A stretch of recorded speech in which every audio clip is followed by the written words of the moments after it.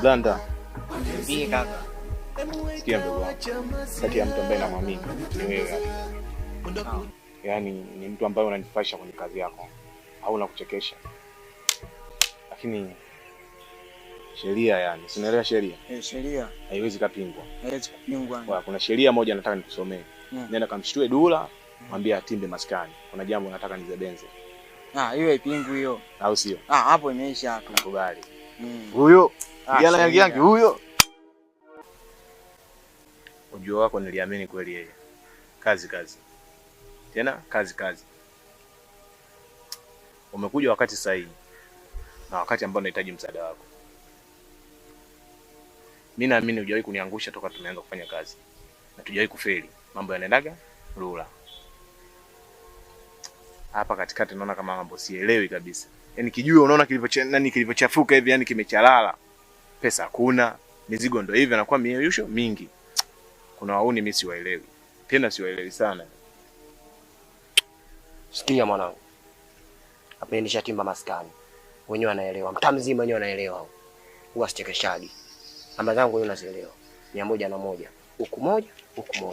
Katikati 0. Kwa watu wadogo wanakuletea namba, si ndio? Wanakuletea session, au sio mwanangu? Alafu wewe juzi umeniambia unachukua mzigo, sasa mzigo wenyewe uko wapi?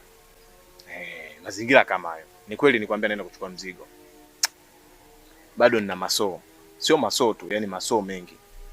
Nimeenda kule nafuata mzigo kweli, nikapata. Lakini wauni wanakuja hapa, wakija kijiweni wanaondoka na kazi, afu hawalipi. Kwa anakuja wanachukua na kopa afu ondoka nazo, si ndio? Oya, wanasema naleta baadaye hivi. Siji baadaye kuyafuata hivi. Afu wanajikuta kwamba vimbavu. Unajua vitoto vingine bwana havitaki. Kwa anachukulia meli ya sumu na iweza, au sio mwanangu? Tula mwanangu. Unajua Sister Vivian? Yule ambaye tunafanya naye na nimechongo hiyo. Ya hapa na pale. Hapa juzi kati bana kanipa ule mzigo ambao nilikuwa nimeufuata. Ule mzigo umeniingia sala. Wauni wamekuja wamechukua kama kete za 200,000. Umeona? Kuwafuata mwanetu tunakumudu. Ndio maana siku ile nilipoona umekuja nikasema isherehe. Sherehe. Kwanza iliniuma sana mwanangu kusikia kwamba umepakaziwa kumbe. Sasa umeona?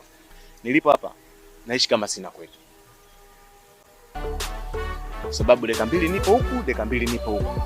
Sina hela, sina maneno ya kumwaminisha kwamba nitaipata lini hela. Kingine nafunga mimi namtaka kimapenzi. Mimi sina hisia na yeye. Sema tunatumia ile gia kimapenzi. Ili mradi asinisumbue kwenye kazi. Na mimi sina pengine pa kusema atachukua kazi.